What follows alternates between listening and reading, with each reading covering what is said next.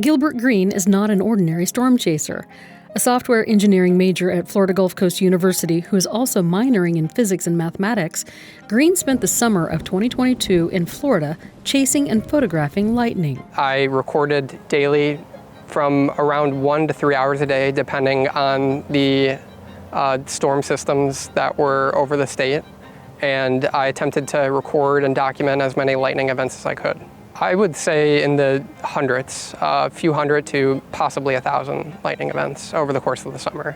It may not be the wisest, but it is an easy thing to do since in 2021, Florida recorded over 18.7 million lightning flashes. It's what brought visiting physics professor Dr. Naomi Watanabe and her research to FGCU. Lightning is fascinating and beautiful, but dangerous natural phenomenon. And also, it's abundant in Florida. And so we have a lot of opportunity to observe lightning activities. So over the course of the summer, I believe I recorded 5 different types of lightning. This includes cloud to ground, cloud to cloud, ground to cloud, intra-cloud, and spider lightning. It is the very rare spider lightning that brought Dr. Watanabe and Green together for further research at FGCU. Part of the team's research is to determine how spider lightning develops and its potential importance in meteorology. They are very powerful lightning events. They're stunning as compared to just a cloud to ground.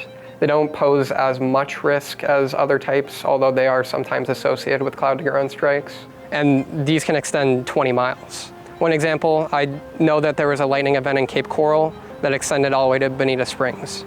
So they can be rather fantastic when you do see them.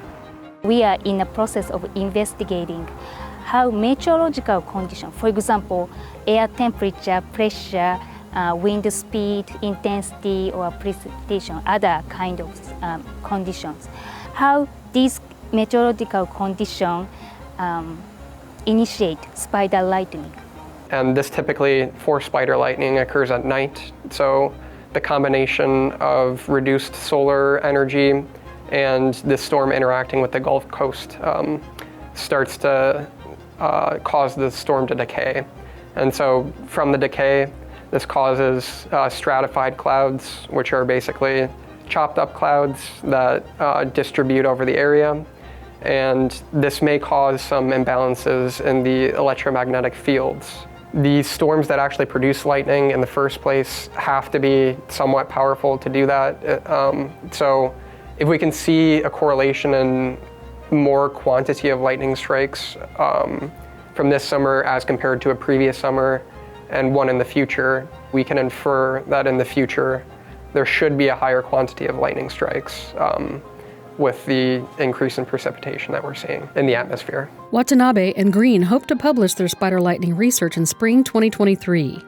Green also intends to graduate in May with even loftier goals. After I graduate, I'm hoping to work at NOAA, and one of the jobs that I am currently applying for is to work with a satellite that will be looking at space weather and specifically solar weather, so weather from the sun specifically.